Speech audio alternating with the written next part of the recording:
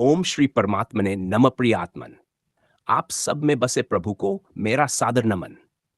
प्रिय आत्मन, आज हम एक ऐसे गहन और जीवन से जुड़े विषय पर चर्चा करेंगे जिसने मानव जीवन को युगों युगों से परेशान किया है।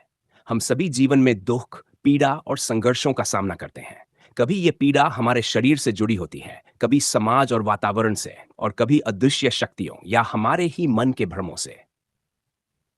त्रिविध ताप का सिद्धांत केवल एक दार्शनिक अवधारणा नहीं है, बल्कि ये एक व्यावहारिक मार्गदर्शन है जो हमें यह सिखाता है कि हमारे जीवन के कष्ट कहां से उत्पन्न होते हैं और हम उनसे कैसे निपट सकते हैं। जब हम इन तापों को पहचानना और समझना शुरू करते हैं, तब हम दुखों से लड़ने की बजाय उन्हें स्वीकार कर शांतिपूर्वक जीवन जीने की दिशा में आगे बढ़ सकते हैं। मनुष्य जब जन्म लेता है, तो उसके पिछले जन्मों में किए गए कर्मों के अनुसार उसे सुख और दुख दोनों का अनुभव होता है।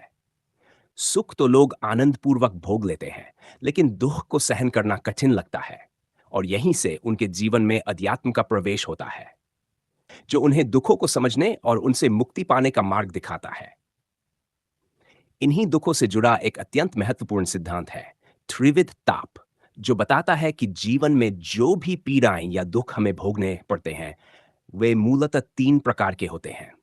शास्त्रों ने इन्हें तीन ताप कहा है: आधिभौतिक ताप, आधिदैविक ताप और आध्यात्मिक ताप। इन तीनों तापों का सही ज्ञान हो जाए तो उनका निवारण भी संभव है, और हमारे आज के इस वीडियो का उद्देश्य भी यही है। तो आत्मन, आप वीडियो को ध्यान से देखिए, सुनिए और समझिए, और वीडियो को अपना प्रेम दिखाते हुए लाइक और शेयर जरूर कीजिएगा। अब आइए जानते हैं वे तीन प्रकार के ताप कौन कौन से हैं और उनका निवारण कैसे हो सकता है। पहला, आधिभौतिक ताप। ये ताप जीव जंतु, मनुष्य और भौतिक वस्तुओं से उत्पन्न होता है। जैसे किसी ने हमें अपमानित किया, किसी ने धोखा दिया, चोरी, झगड़ा, लड़ाई या अन्य प्राणियों के आक्रमण से कष्ट हुआ। ये हमारे सामाजिक और भौतिक जीवन से जुड़ा ताप है। जैसे किसी ने हमें गाली दे दी और हमारे मन में आग लग गई, चित्त बौखला गया, या पड़ोसी या रिश्तेदार से विवाद हो गया।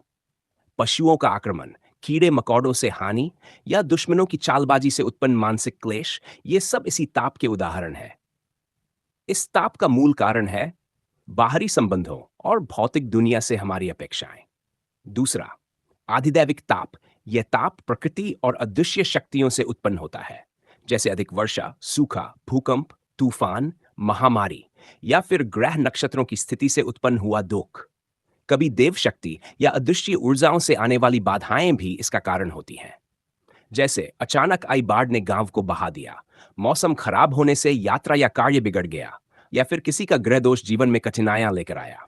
इस ताप का मूल कारण है प्रकृति पर नियंत्रण न होना और अपने कर्मानुसार परिस्थितियां उत्पन्न होना, अर्थात देवताओं के कोप का भाजन होना। तीसरा, आध्यात्मिक ताप। यह ताप स्वयं के मन और शरीर से उत्पन्न होता है। मन की अशांति, भय, लोभ, मोह, क्रोध, ईर्ष्या, ये सब इसी के रूप है। या फिर शारीरिक बीमारियां और मानसिक रोग भी इसी ताप का परिणाम है। कई बार सब कुछ ठीक होने पर भी हमारे मन में बेचैनी और क्लेश बना रहता है। जो कुछ भी है उसमें सकारात्मक सोच रखने मात्र से ये ताप हमें नहीं सताते। ये हमारे सोचने के तरीके पर निर्भर करता है। जैसे अत्यधिक चिंता ने नींद छीन ली, क्रोध ने संबंध बिगाड़ दिए, शरीर में रोग हो गया और जीवन भारी लगने लगा। इस ताप का मूल कारण है अज्ञान, अहंकार और आत्मा से दूरी। अब आप सोच रहे होंगे कि ये तीनों ताप इतने गहरे क्यों हैं। वास्तव में मनुष्य का जीवन कर्म और प्रकृति के नियमों पर आधारित है। जब हम दूसरों से टकराते हैं, आधिभौतिक ताप उत्पन्न होता है। जब हम प्रकृति से संघर्ष करते हैं, आधिदैविक ताप उत्पन्न होता है। और जब स्वयं से युद्ध करते हैं, आध्यात्मिक ताप उत्पन्न होता है। ये तीनों ताप मिलकर जीवन को दुख में बना देते हैं। गीता में भगवान श्री कृष्ण कहते हैं, यह संसार दुखालय है, अनित्य है। लेकिन प्रश्न यह है कि क्या इसका कोई समाधान है? क्या हम इन तापों से मुक्त हो सकते हैं? उत्तर है हाँ। शास्त्रों में इन तापों से मुक्ति के उपाय भी बताए गए हैं। आइए उन्हें सरल भाषा में समझते हैं। आधिभौतिक ताप का निवारण ये बाहरी संबंधों और प्राणियों से जुड़ा ताप है। इसका निवारण है क्षमा और सहनशीलता। दूसरों के दोष पकड़ने की बजाय क्षमा करने से ही मन हल्का होता है और क्लेश उत्पन्न नहीं होता। सभी जीवों को परमात्मा का अंश मानकर देखें। पशु पक्षी मनुष्य सभी में वही आत्मा है। ऐसा देखने से किसी भी परिस्थिति में आपके मन में क्लेश नहीं रहेगा। चोरी, छल और हिंसा से बचें। जितना संभव हो सेवा और दान में जीवन लगाएं। जब हम सबको ईश्वर का अंश मानने लगते हैं, तब आधि भौतिक ताप स्वतः कम हो जाता है। आधि दैविक ताप का निवारण, यह ताप प्रकृति और अदृश्य शक्तियों से जुड़ा है। इसका निवारण है सत्कर्म और दान। पाप कर्म के विपरीत परिणाम मिलते हैं। धर्मानुसार आचरण से विपत्तियां टलती हैं।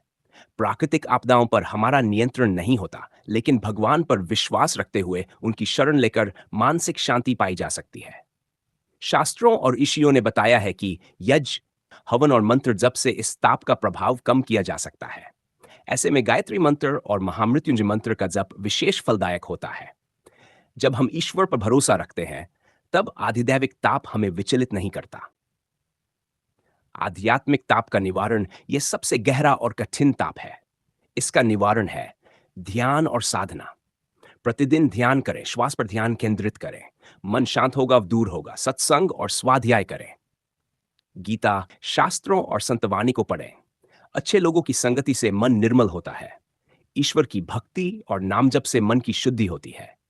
राम नाम, कृष्ण नाम, साई नाम का जप हृदय को पवित्र करता है। भक्ति से अहंकार गलता है और आत्मा की शांति प्रकट होती है।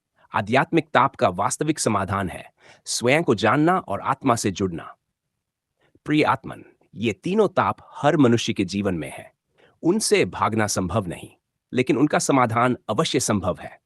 आधिभौतिक ताप से मुक्ति के लिए क्षमा, दया और मैत्री भाव को अपनाएं। आधिदैविक ताप से मुक्ति के लिए ईश्वर की शरण लें, मंत्र जप और सत्कर्म करें। आध्यात्मिक ताप से मुक्ति के लिए ध्यान, साधना और आत्मज्ञान की राह पर चलें। जब हम इन तीनों उपायों को जीवन में उतार लेते हैं, तब मनुष्य दुख से ऊपर उठकर आनंद का अनुभव करता है। और यही आनंद अध्यात्म का अंतिम लक्ष्य है। आइए अंत में यही प्रार्थना करें। हे प्रभु, हमें तीनों ताप से पार कराने की कृपा करो। हमें उनसे निपटने की शक्ति दो। हमारे भीतर क्षमा, भक्ति और ध्यान की स्थिरता जगाओ, ताकि हम सदा आपके दिव्य आनंद में जी सकें। प्रिय आत्मन, याद रखिए, आत्मा ही परम सत्य है, बाकी सब माया है। तो आप भी आत्मज्ञान का दीपक जलाए और जीवन को आलोकित कीजिए। और इसी तरह की ज्ञानवर्धक वीडियो के लिए जुड़े रहिए हमारे साथ। हम मिलेंगे अगली वीडियो में एक और जानमयी और हृदय स्पर्शी विषय के साथ। तब तक आप खुश रहें, भक्ति में लीन रहें। आप भगवान की ओर एक कदम बढ़ाए, भगवान आपकी ओर 10 कदम चलेंगे। धन्यवाद। हरिओम तत्सत। ओम शांति शांति शांति।